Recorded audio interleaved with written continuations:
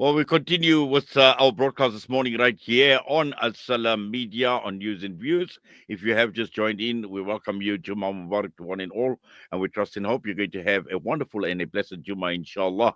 And we're going across now, taking a look at a developing issue where the Indian Parliament's lower house approved a bill that targets Muslim properties in Kashmir. And joining us this morning is Kashmir Observer head journalist Nazir Ganaie.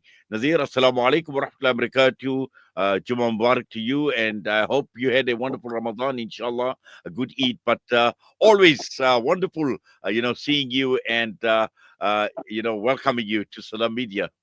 Assalamu alaikum, Inayat, and very thank you so much for Salam Media for inviting me always on the crucial issues.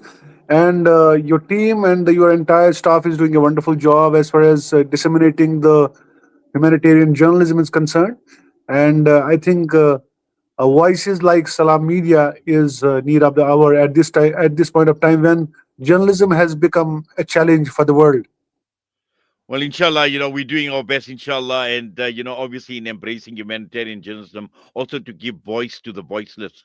And we know that there are many that don't have a voice or that are not getting that voice in media. And one of them are obviously the people of Kashmir, which is not being given the prominence that it actually deserves, particularly in mainstream and corporate media. And we've seen year after year, decade after decade, in terms of the Indian government, its control, its hold over Kashmir, which is even an older occupation than the Palestinian occupation, which many don't even realize. But again, targeting Kashmir's for every reason available, and we know the question of land, the question of property, absolutely important, absolutely critical. And I know even going back, this is the lifeline, and Kashmiris have always feared losing their properties, their orchards, their source of income, whatever at the end of the day. Just your view, just your thoughts now that this lower house has actually approved this bill. See, there has been a lot of debate on the passage of the Waqf Amendment Bill, and finally, Parliament of India yesterday finally passed the bill. With definitely they have a majority and they passed it, and there has been a lot of debate on the clauses of the bill, on the overall functioning of the Waqf and all. So finally, the bill has been passed, and there is now a lot of debate around how Waqf is going to function, how it is going to impact overall Muslim community of this part of the world, and also the kind of properties that used to be under Waqf, how this bill is going to interfere in that. There has been a lot of statements from the union ministers, that it is not going to affect that existing position and all. But a lot of debate is generating around this, that this is a direct interference in the religious matters of the Muslim community, which comprises a sizable number of population of India. So it is not just a Muslim issue; it's an Indian issue. It's an issue concerning to the whole country. So it has to be seen like that. Waqf is Waqf. Before talking about Waqf, we need to understand what Waqf is. So Waqf is it's an apex body. It's an autonomous body. It lies with the Muslim communities, where any Muslim, any chunk of land, any chunk of property is being donated to the board, to the Waqf, and then it is generated and it is used for the welfare of the Muslim community in that region. So now there is going to be direct government intervention on this. So a lot of things are going to be discussed on this issue. Uh, so we need to see it that way. Well, we certainly obviously have to see that way, but we know that for a very, very long time, we knew that as far as the Indian government, the BJP government in particular, has become a lot more fascist by the day as well. And I know you mentioned that it may not be entirely a religious issue, but again, the whole question of Waqf is an Islamic issue. it's an important issue because whether we talk, and it could affect even things like religious sites as well. Mosques could be affected. A lot more can actually be impacted upon. And just looking at what sort of response is coming out of Kashmir after hearing of this bill being approved in the lower house. But seen at the post 2019, when the article at 370 was abrogated in Jammu and Kashmir, and the state, the erstwhile princely state, was downgraded to the Union Territory of India.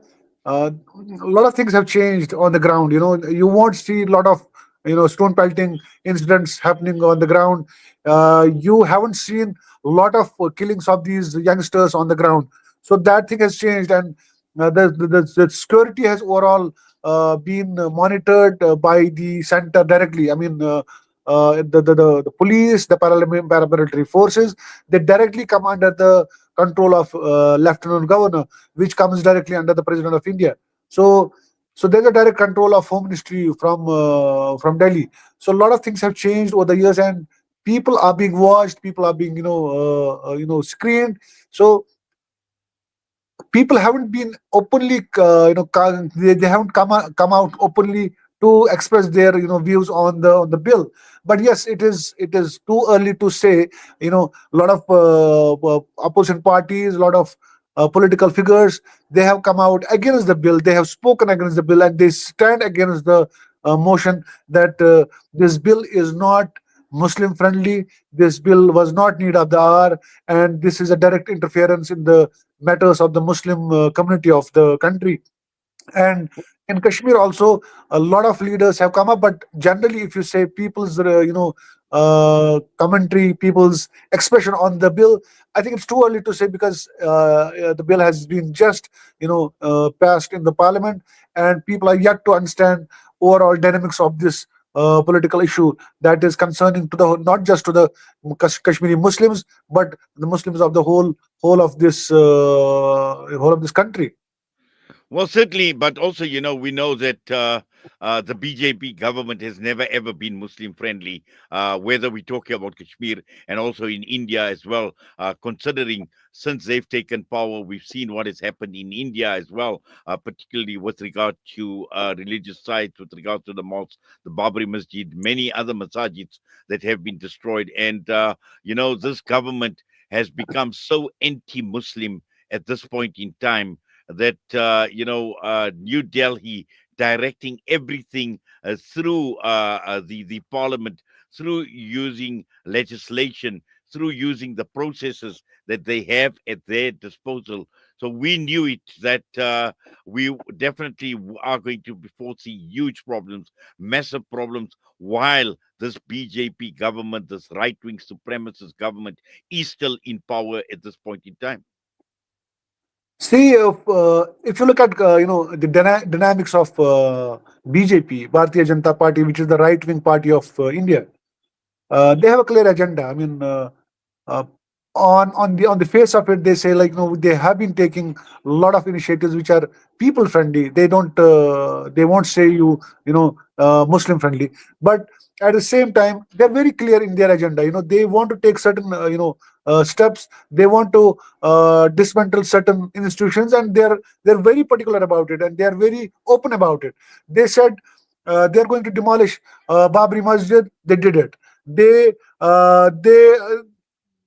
had a very important mission in their political manifesto, which was abrogation of Article 370, and they managed it. They did it. So BJP, as far as Muslim community issues are concerned, Muslims know what BJP is to Muslims, and Muslims also understand, unless and until this government is going to be there, uh, things are not going to be that fine for the Muslim community. But yesterday, when there was a discussion going on in the parliament, there was this political figure from Kashmir who is a parliamentarian, who is a member parliament from North Kashmir. His name is Sheikh Engineer Rashid, who is currently lodged in Tihar jail for his alleged involvement in military activities and terror funding. he was allowed on a payroll to attend the parliament session. He categorically said to the parliament that he stands against the bill, and also that Congress as well as BJP, they both have not done good to Kashmir and to the Muslims of the country. While Congress takes any initiative, BJP finishes it. So he meant to say by this that they are all anti-Muslim as far as the policies are concerned, and there's a policy that they both take and complete in consultation. So this was a big statement as far as the parliament, this a parliamentarian is concerned. So there has been a lot of a lot of timeline is being followed, that how BJP has been doing things against the Muslims, and this bill is just another another step that goes against the aspirations and will of the Muslim community of India. And a lot of people are not seeing this bill or this issue not just as a Muslim issue. They see that this is a issue that is concerning to the whole of the country, because community, Muslim population constitutes a sizable number of population, and if this community remains disturbed, if this remains underdeveloped, and if this remains untouched, so this is going to affect the overall functioning, overall health of the country. So a lot of observers, a lot of political giants, a lot of political figures are concerned about that part of the bill. Yes, but Nazir, I think to a large extent, and this is my assessment, the Kashmiris have been basically left on their own to deal with the situation in the absence of global pressure, in the absence of international pressure. And, we've been talking about the Muslim dilemma as far as the BJP and its policies are concerned. And not enough pressure is even coming from Muslim countries, from the likes of the OIC, from the likes of the Arab League, like we've seen with the case of Israel, going rogue, doing whatever it can at will with impunity, acting against the people of Palestine. We see exactly the same thing as far as the Modi government is concerned. And but what is even more disturbing is we've seen these relationships, these ties between New Delhi and many of the Arab states, many of the Gulf states, actually still remaining very, very strong. And for me, that is very, very disturbing that this is a major issue impacting on Muslims, and fellow Muslim countries, fellow Muslim nations, leaders cannot stand up for Kashmir.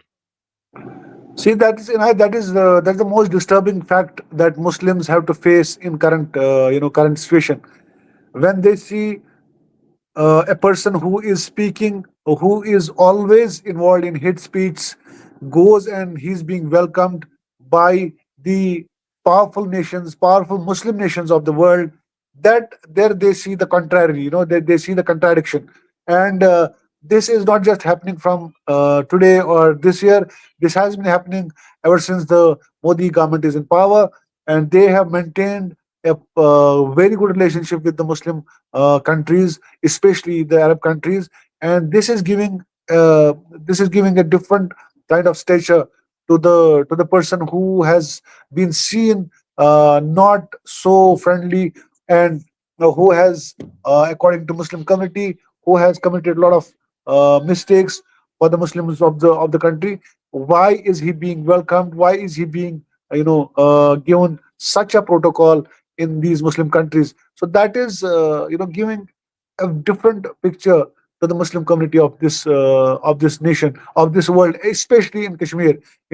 Kashmiri people are politically a bit conscious because of the situations they have seen around over the decades, and this exposes them to a lot of political literature to the world, where if it comes to Palestine, if it comes to any other conflict region of the world. So this is actually making them more sad when they see their own country, Muslim countries, they welcoming someone or some association, some organization, some state which is not Muslim friendly. Well, from a South African perspective, obviously we've got a pretty strong movement as far as Kashmir or activism for Kashmir is concerned. And I recall the last time as well when Modi came to South Africa, there were huge protests as well. And again, sending a very strong message, sending a very powerful message to Narendra Modi and his BJP government that there are sections within the South African population that recognize what he has been doing, what his government has been doing, the atrocities, the injustices, the oppression that has been taking place, and that still is being recognized. And from a South African perspective, we definitely will continue. We will continue in our support for Kashmir as well, and your right and their right to self determination, inshallah, like in the case of Palestine.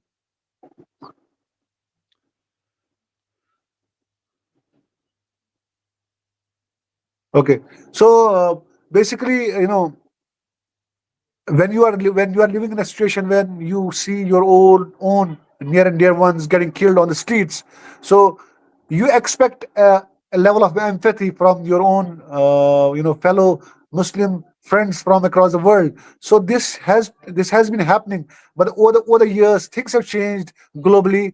There's something missing as far as the global political scenario is concerned. And Arab countries have been, they have been involved into something. They are busy in something. They are not able to take any decision as far as the political dynamics of the other Muslim countrymen are concerned. So this is changing the overall narrative of this part of the world, and especially the Kashmiris. So we expect that there is a level of empathy from the other people who are other Muslims who are living in other parts of the world. And as far as the political situation of this country is concerned, definitely there has been hate speech, on Diwali or on Holi or on Eid Milans. Cases are there, incidents are there when Muslims are being brought, they are incarcerated, they are detained, they are threatened, in a biggest state like Uttar Pradesh, where Aditya Yoginath is the chief minister. He is a political figure like Aditya Yoginath, who is heading a state, is going out and threatening Muslims every single day. He doesn't allow people to use Muslim names on the boards, or in certain areas. He has ordered that you know he there should be categorically a classification where Muslims are identified and Hindus are identified, so that tomorrow, if there is anything happening, mob, lynchers, or people who are attacking them, they need to know where the Muslim shops are, where the Hindu shops are. So they are dividing this country to the further limits. So people like Aditya Yoginath. So in that situation, Muslims of this country, they don't have a bright future in India. Well, Nazir, I wish I could engage more with you, but unfortunately, time is of the essence. But just as a parting shot, what ideally I would like to see is we've seen these protests take place right across the entire world for Palestine. And what I'd like to see is global protests where the Kashmiri flag flies alongside the Palestinian flag, because both these occupations mirror each other. Whatever Israel has been doing to the Palestinians is what India has been mirroring as well to a large extent. And I think that will send a very, very powerful message across the world if one sees these two flags flying together, because these are two occupations that need to come to an end. But that's a topic for another day, inshallah. For now, jazakallah for your time. All the best to you, inshallah. Assalamu alaikum wa rahmatullahi. Thank you so much, Anand Bhai. Thank you so much. Nazir Ganaie joining us, Kashmir Observer head journalist. And with that, we're going to go for a quick break. We come back, we'll be joined by Mufti Hamza Faruqi, Jummah Inspirations.